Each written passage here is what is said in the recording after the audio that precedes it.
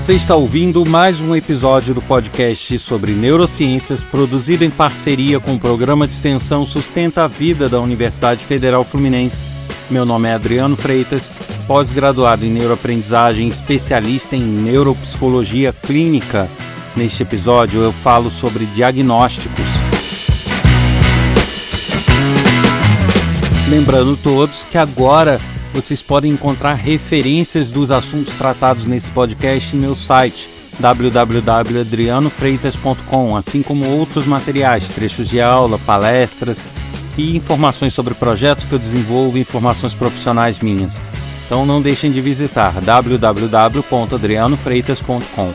Aqueles que quiserem diretamente ter acesso aos links do podcast e às referências bibliográficas, pode acessar diretamente podcast.adrianofreitas.com.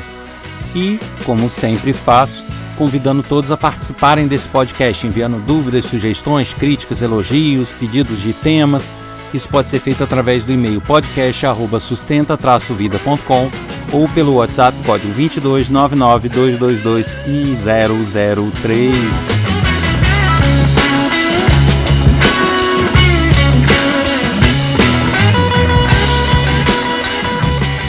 E eu tenho feito episódios aqui motivados por perguntas que chegam através do WhatsApp ou do e-mail, e esse não é diferente. Eu resolvi falar sobre diagnósticos justamente porque foram vários questionamentos acerca de afirmações que eu faço. Em alguns episódios onde eu falo que eu tenho a opinião de que o TDAH é superestimado, superdiagnosticado, assim como outros transtornos.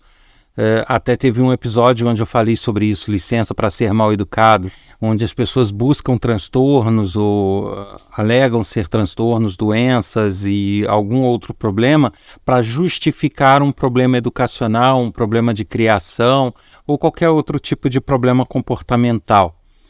E as pessoas justamente questionam isso, mas espera lá, o diagnóstico não é um diagnóstico? Um médico, um psicólogo vai lá e diagnostica a pessoa como tendo tal transtorno, isso não vale? Então você está dizendo que eles estão diagnosticando errado? Então começaram a surgir esse tipo de questionamento. Para começar, deixando aqui claro, eu não estou previamente julgando que todos os médicos diagnosticam errado, ou psicólogos, de maneira alguma. Não tenho a menor fundamentação para poder dizer isso e não tenho dados para poder afirmar isso.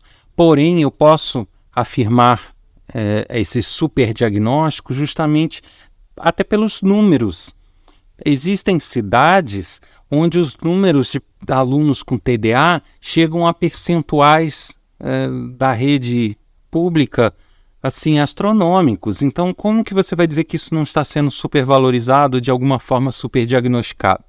Agora, eu não posso dizer que todos os diagnósticos estão errados ou equivocados. Uma coisa não faz com que automaticamente a outra seja verdade. Então, o fato de eu falar que há um superdiagnóstico não significa que sejam todos, certo? Deixando isso bem claro. Agora, com relação aos diagnósticos, o que ocorre? Na área médica, na área clínica e cirúrgica, nós temos diagnósticos de vários tipos. Também na área psicológica, também diagnósticos de vários tipos. Mas na área clínica, por exemplo, a gente tem um diagnóstico clínico feito com exames clínicos, que é a observação, entrevista, anamnese com o paciente, alguns testes físicos, talvez, testes de pressão, temperatura e aí alguns testes feitos clinicamente pelo médico, que já pode dar uma indicação do que a pessoa tem, quando são coisas de menor complexidade.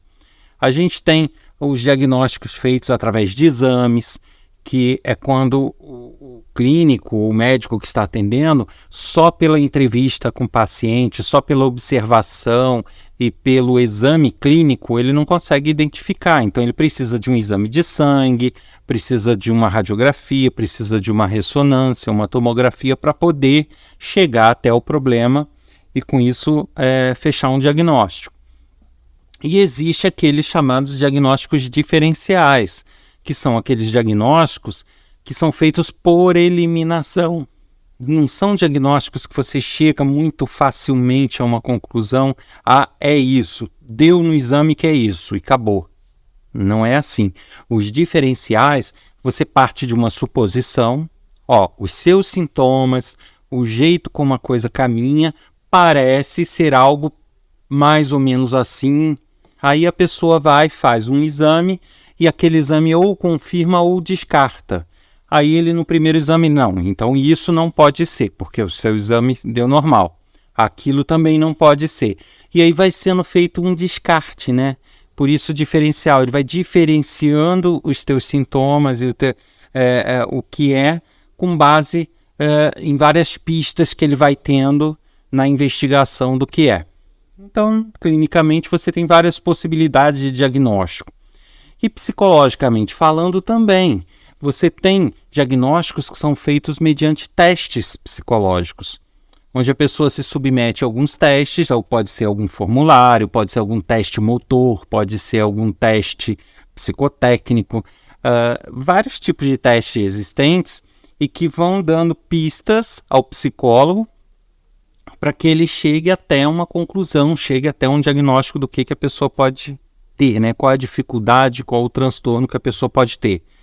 Mas aí cabe eu ressaltar que, principalmente na área psicológica, uma boa parte dos diagnósticos, eles não são feitos com base em testes.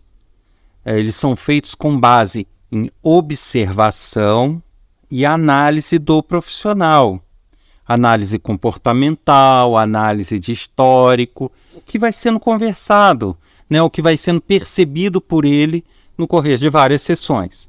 Então você tem aí diagnósticos que não são tão objetivos no sentido de você ter um exame. Aqui, acusou no exame que você tem isso. Tá? São diagnósticos subjetivos, que dependem de uma análise, uma avaliação cuidadosa do profissional. Até na área clínica isso existe também. Chega em dado momento que às vezes o médico ele se depara com a possibilidade de 3 ou 4 doenças, ou até mais às vezes, e ele tem que optar por um tratamento ou outro com base no que ele observou, com uma observância, com uma experiência, com um feeling dele.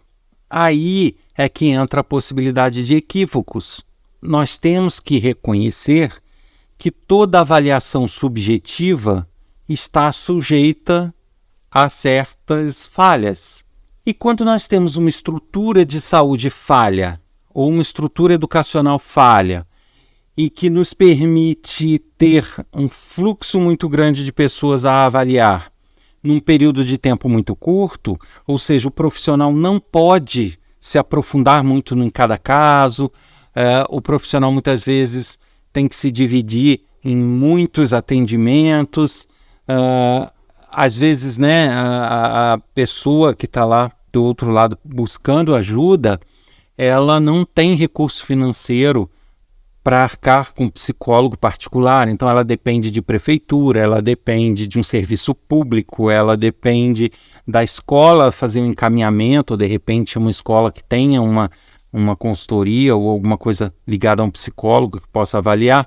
Então, a gente tem que reconhecer que nessas situações as avaliações ainda tendem a ser mais erradas, a ter mais falhas, porque é um volume grande, um fluxo grande, aquela coisa de poder pesquisar e ter um diagnóstico cuidadoso, muitas vezes não está presente, não pela má conduta do profissional, mas pela falta de recursos, pela falta de tempo, né? Acaba tempo sendo um dos recursos necessários, e aí você acaba incorrendo em algumas falhas, que às vezes até solucionam um problema momentaneamente. É o que eu falo. Se uma pessoa que não tem TDA, ele tem alguns sintomas que são similares ao TDA, alguma desatenção, alguma dificuldade escolar, e ele acaba tomando o metilfenidato, a Ritalina ou medicamentos similares, ele vai ter uma melhora. Eu nunca disse que não teria. Tá? Ele vai ter algum benefício daquela medicação, sim. Porém, ele vai pagar um preço por isso. A longo prazo vai, com certeza. Agora, muitas vezes, essa melhora que se tem imediata, sabe, dá um conforto, dá um alívio aos familiares e até ao próprio profissional em achar que é isso, que está correto. Só que, muitas vezes, a consequência disso vai ser vista mais à frente. Então, é mais rápido, mais cômodo e mais eficiente num curto espaço de tempo, num período imediato, é mais eficaz. Então, as pessoas acham que está tudo certo, que é isso, que é maravilhoso, e elogiam e acham correto, e insistem nesse tipo de situação, achando que está tudo resolvido, que está tudo bem. Tá? E mais tarde, quando surgem problemas, infelizmente, nem sempre há uma correlação. Tá lá na frente, a pessoa apresentou uma neurodegenerativa, uma demência, alguma coisa que muitas vezes pode ser pelo uso contínuo da medicação, a pessoa não vai associar que aquilo lá na frente surgiu pelo uso lá atrás da medicação, pelo TDA lá de trás. Então é isso que eu quero colocar. O diagnóstico, ele pode ser falho nesse ponto. Então, certas medicações, tá? No caso em específico que eu estou falando do TDA como exemplo, mas serve para várias outras coisas, né? Ansiolíticos, para vários outros medicamentos, benzodiazepínicos. Então, a medicação ela tem que ser usada com muito critério quando é uma medicação que afeta o sistema nervoso central. Porque são áreas que são afetadas que, dependendo da situação, não há reversão. Em alguns momentos há reversão, em outros não. Então, uma pessoa que faz uso de benzodiazepínicos cotidianamente, ela pode ter danos, ela não vai conseguir reverter, por mais que ela pare. Percebem? Então, quando eu falo dos riscos e quando eu falo dos problemas diagnósticos, é nesse sentido. A gente tem que estar muito ciente do preço que se paga pelas coisas. E eu acho que falta informação aos pacientes, falta estrutura nas redes públicas para dar essa informação e para dar alternativas. Porque se uma pessoa, antes de tomar uma Ritalina, eu quero tentar meios de me readequar, de adequar o meu cotidiano para tentar resolver a situação de uma outra forma, de me reeducar.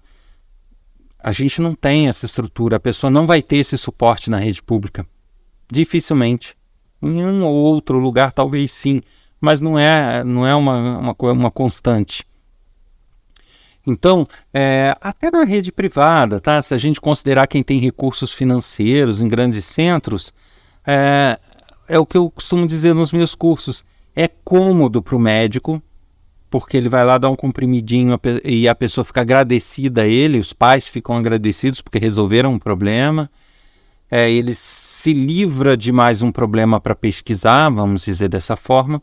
É cômodo para os diretores de escola, que vão ter menos um aluno problemático para se preocupar.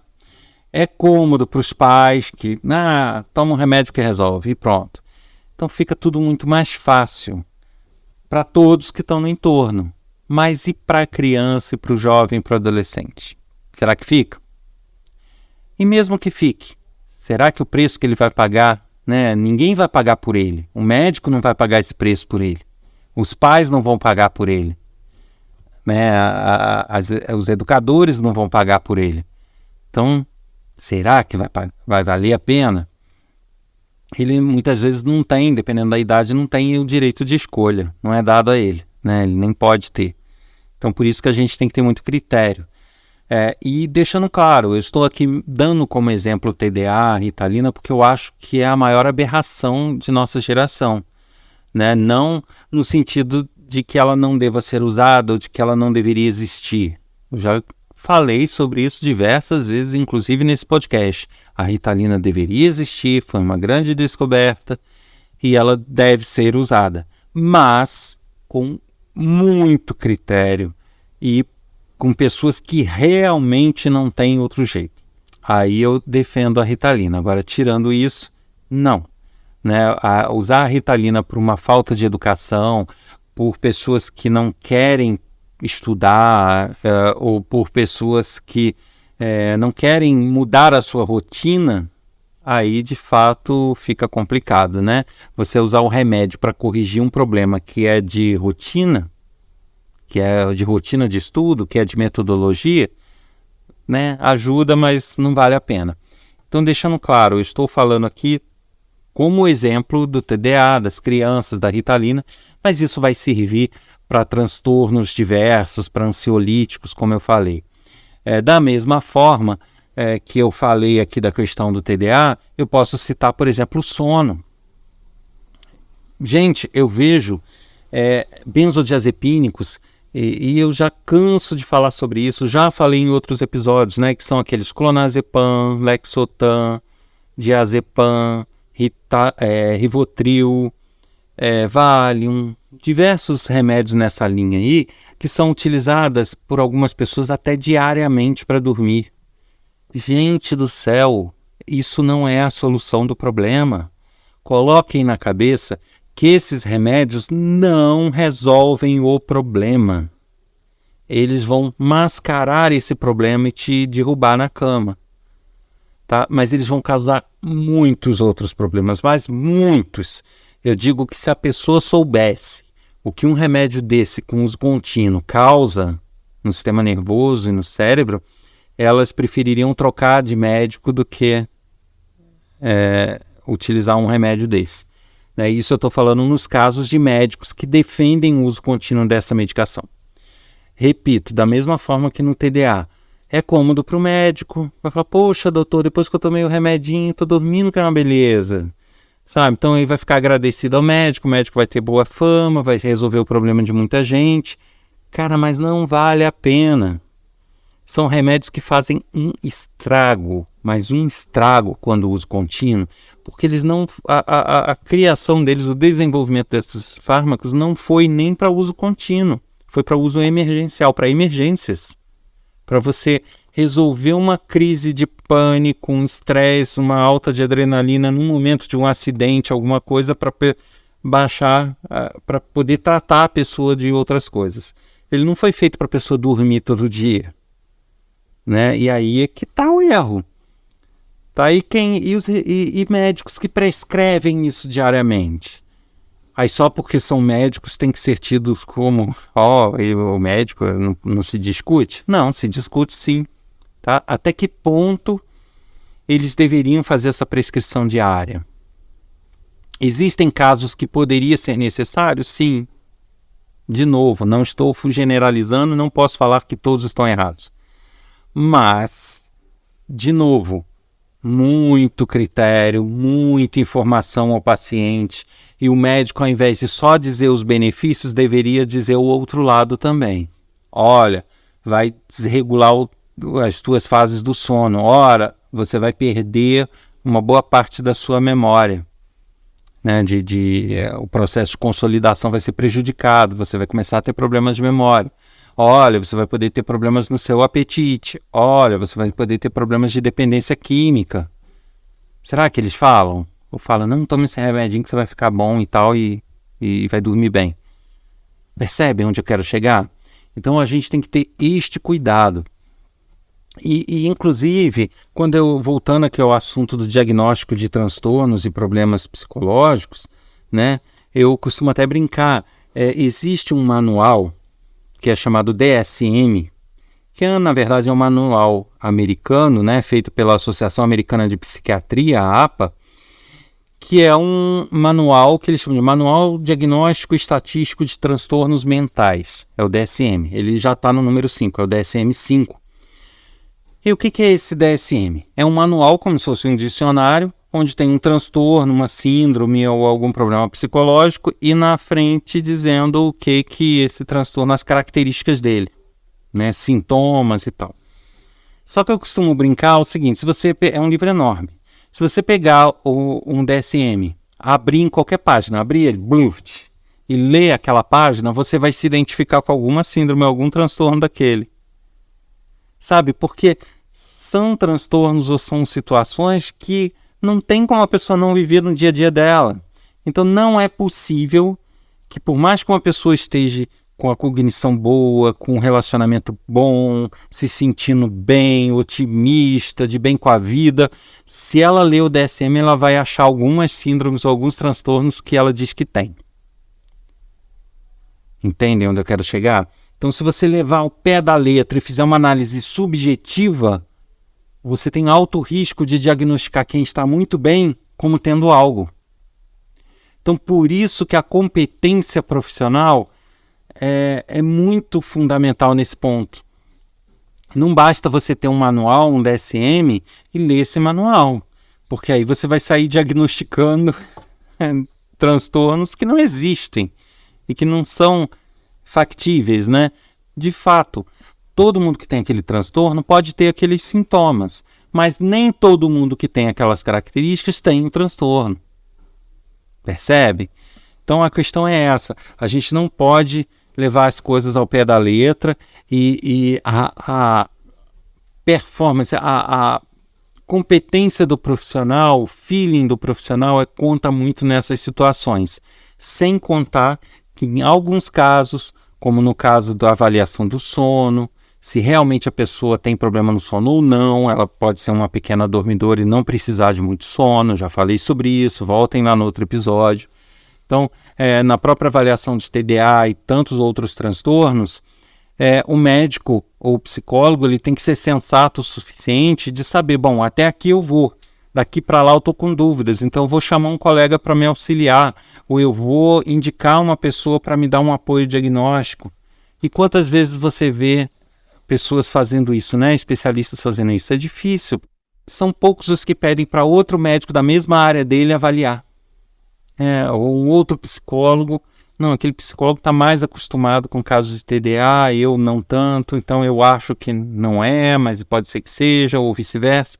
Então é difícil, mas eu acho que enquanto pacientes, enquanto pais, mães, enquanto indivíduos que buscam soluções para alguns problemas, eu acho importante que a gente seja sensato, tenha senso crítico. Tá? Estão tentando nos empurrar medicamentos que são tarja preta ou medicamentos que vão mexer com a minha estrutura do sistema nervoso. Então, peraí, deixa eu pegar uma segunda opinião, deixa eu fazer uma avaliação mais complexa e multidisciplinar. Isso vai ajudar muito e temos que lembrar que nem sempre os problemas eles são imediatos. Às vezes só teremos problemas ou derivações daquilo que a gente está fazendo hoje num futuro e nem sempre vamos ligar uma coisa à outra.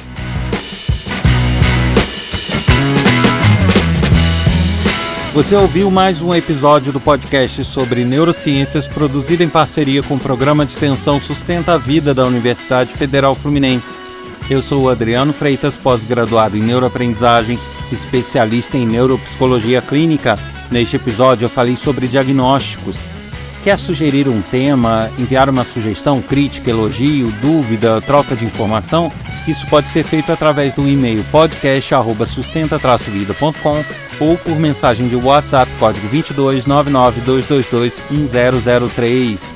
Aguardo vocês na próxima semana com mais um episódio. Até lá!